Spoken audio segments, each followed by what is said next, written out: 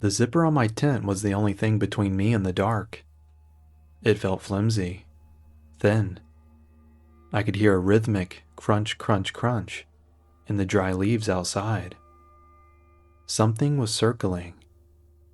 I gripped my flashlight so hard my knuckles turned white. The light flickered. In that split second of blue-white light, I saw it. A pair of bare, mud-caked feet standing just inches from my head.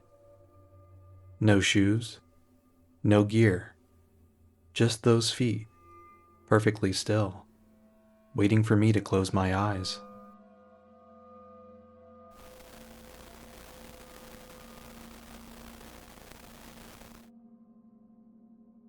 I went to the Appalachian Trail to find peace.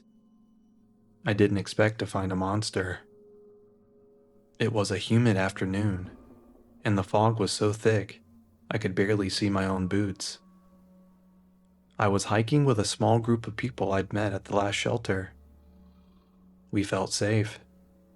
We had a campfire. We had laughter. Then, a figure stepped out of the mist. He didn't look like a hiker. He carried a guitar and a blade so long it caught the orange glow of our fire. He didn't ask to join us. He just started to play. It wasn't music. It was a jagged, angry noise. He looked at us and said things that made the blood in my veins turn to ice. He told us he was going to pour gasoline on our tents. He told us we weren't going to leave the mountain. We tried to be kind.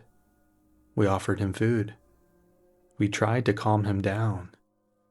But his eyes, they were empty. There was nobody home. When he started talking about burning us alive, we didn't wait. We bolted. I remembered the sound of my own heavy breathing. I remembered the branches slapping my face. We turned off our headlamps so he couldn't track the light. But he was faster. I heard the screams behind me. I lay flat in the mud, heart hammering against my ribs like a trapped bird. I watched from the brush as he stood over my friend. He wasn't even rushing. He was taking his time. I had to stay silent. If I breathed too loud, I was next.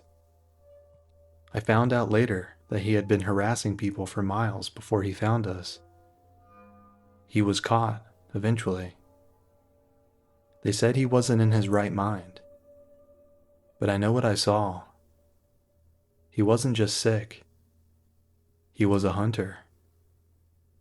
Every time I hear a guitar now, my skin goes cold. I still see that blade in the firelight, and I wonder how many other people are still out there, hiding in the fog.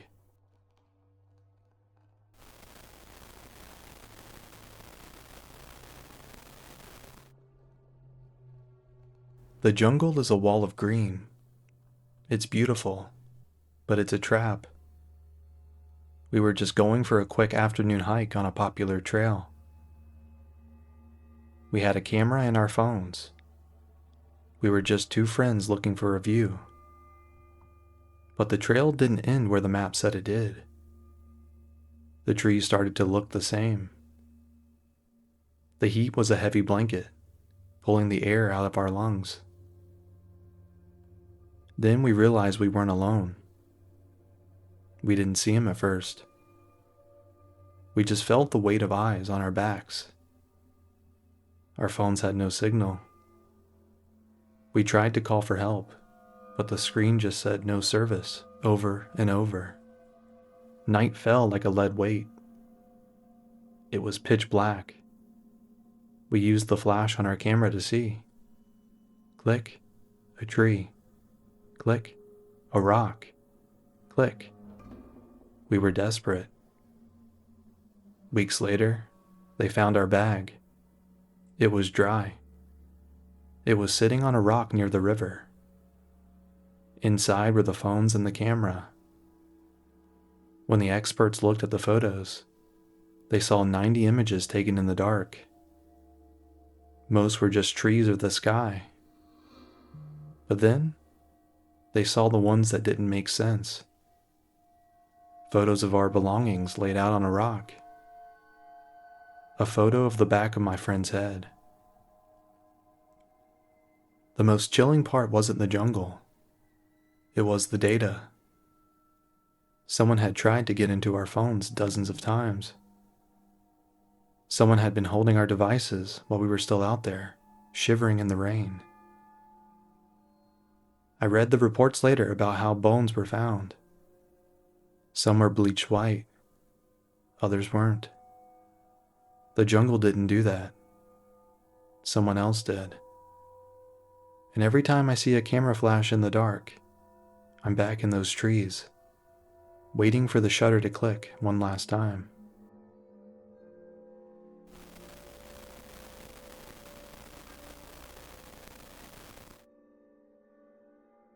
I've hiked these ridges 100 times. I know the sounds of the mountain. I know the difference between a falling branch and a moving animal. But this was different. I was running, my lungs burning in the thin, cold air. The sun was setting, turning the snow a deep, bloody red. The silence hit first. The birds just stopped. I slowed down, my heart thumping in my ears. I looked to the ridge above me. There it was, a mountain lion. It was huge. Its fur was scarred, and its eyes were fixed on me. It wasn't scared. It didn't run when I yelled. It just started to move down the slope toward me. I did everything right. I made myself big. I screamed. I kept my eyes on it. But it kept coming. It was calculated. It wasn't a wild animal. It was an assassin. I grabbed a heavy branch, swinging it with everything I had as the cat lunged. The wood cracked against its head. It hissed. A sound that went straight to my marrow. I scrambled up a rock face, my hands bleeding, and waiting for the light to return. I survived that day, but I wasn't the only one being watched.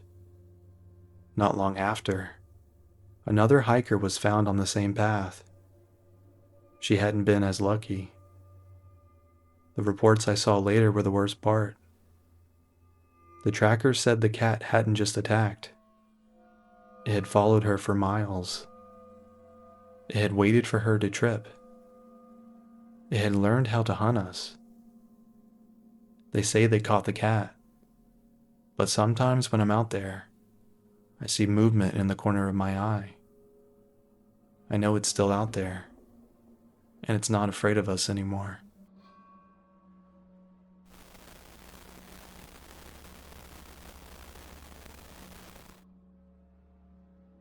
I was hiking solo. It was a gray, misty day. I reached a small wooden shelter, hoping for a dry place to eat. There was a man sitting there. He was wearing bright orange, like a hunter.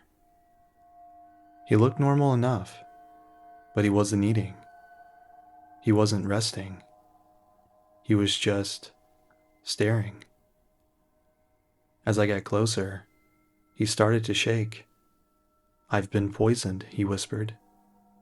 His voice was flat. No panic, no pain. "I can't see. I need you to come closer. Please, just help me see." My gut told me to move. I stayed back. I asked him what was wrong. He didn't answer. He just kept repeating the same words. "Come closer, I'm almost there. Help me."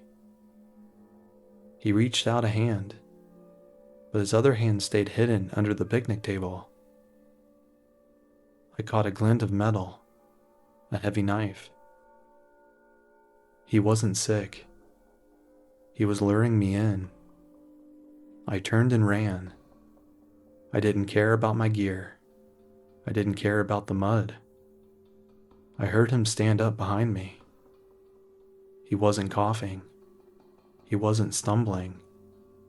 He was running. And he was laughing. It was a high, wheezing sound that echoed through the pines. I heard later that they found a man in a nearby town with a pack full of things he didn't need for hiking. He had maps with marks on specific shelters where women often stayed alone. He wasn't looking for a doctor. He was looking for a trophy. Every time I pass a shelter now, I don't look inside. I just keep walking.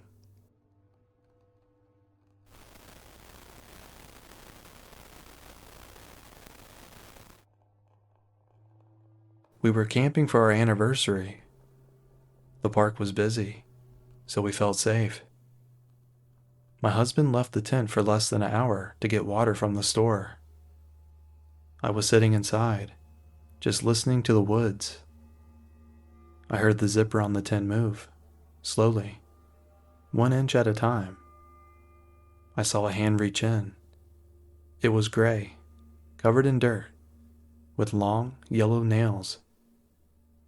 I didn't scream until I was already running out the back. By the time the rangers got there, the tent was empty. My husband was back, but I was gone. Or that's what he thought. I was standing right there, shaking. My blanket was missing. My wedding ring, which I'd left on my sleeping bag, was gone too. The search lasted for days. Then, a wildfire broke out. The smoke was so thick they had to pull everyone back. It felt like the mountain was erasing what happened to me. But when the fire finally died down and the brush was gone, they found the truth. They found my blanket 3 miles away. It was folded neatly on a rock in a ravine so steep, the rangers had to use ropes to reach it. My ring was sitting right on top of it. But the scariest part was what the fire revealed. They found nests. They were small, cleared out hollows under the thick mountain laurel. They were invisible from the trail. Someone had been living in those holes for months. They had been watching the campground. They had been watching us. They didn't want our food or our money. They were just waiting for that moment when I was alone. I still feel the ground vibrate sometimes when I'm in the woods. I know someone is down there, and they're still watching. We like to think the woods are a place to escape.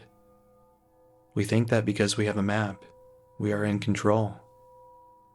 But the wilderness belongs to the things that don't need maps. It belongs to the people who live in the shadows of the leaves and the animals that have learned our names. The next time you're on a trail and the birds go silent, don't look back. Don't stop to help a stranger who seems too calm. Just get to your car and hope you're faster than whatever is following you. Have you ever felt like you weren't alone in the woods? Tell me your story in the comments. I'm always looking for the truth.